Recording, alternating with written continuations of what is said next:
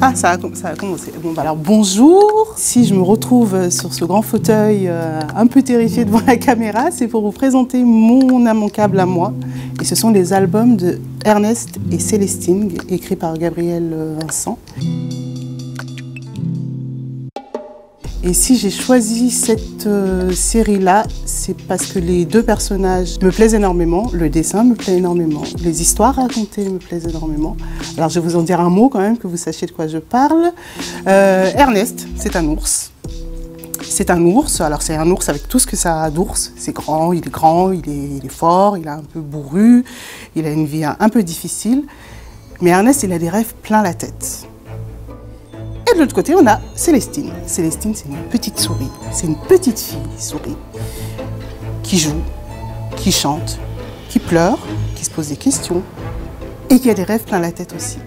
Et c'est ces deux personnages qu'on va suivre, ces deux personnages qui se sont rencontrés et qui ont en commun ces rêves plein la tête et surtout qu'ils les mettent en pratique.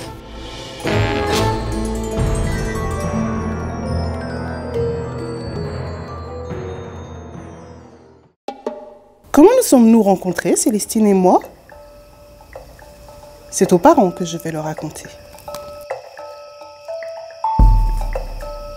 Du côté des poubelles, j'ai entendu un léger bruit.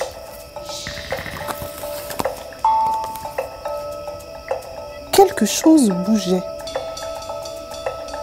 Je n'ai d'abord rien vu.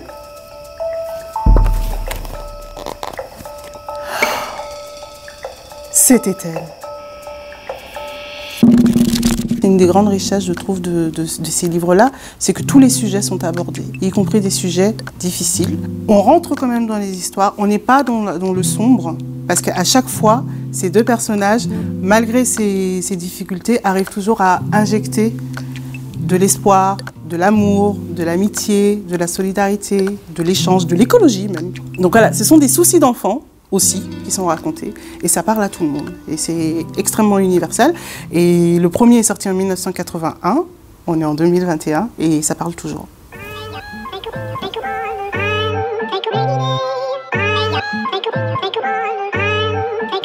Comme vous l'avez vu dans l'extrait, il y a peu de textes, mais la particularité des textes, c'est qu'il n'y a absolument aucune description. Tout ce qui est descriptif est dans l'illustration. Et le texte, ce sont uniquement des dialogues, ou des phrases, ou des pensées prononcées par les personnages. Il dit ce qu'il vit, mais il ne décrit pas ce qu'il vit.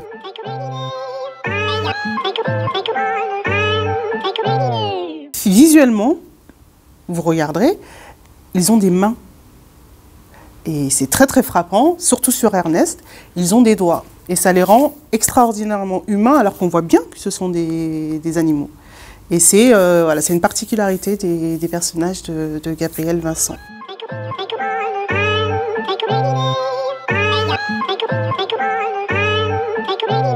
Je peux vous parler de beaucoup d'albums où on trouve l'ours dans la littérature jeunesse. C'est Boucle d'Or et les Trois ours.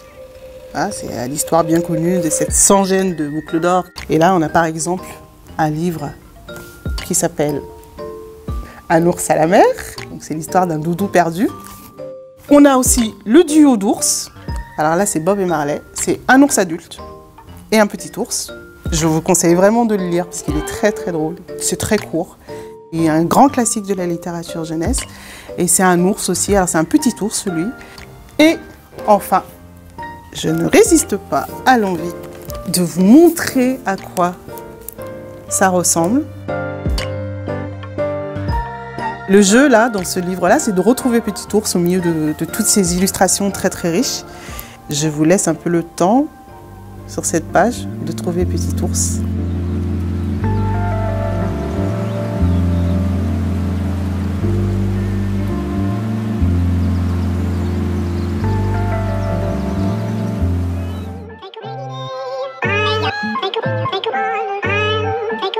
Et enfin, surtout, le plus important, lisez des histoires, écoutez des histoires, racontez des histoires. À mon sens, c'est peut-être ce qu'il y a de plus important en ce moment. Et peut-être peut-être que c'est ça qui va nous rendre invincibles.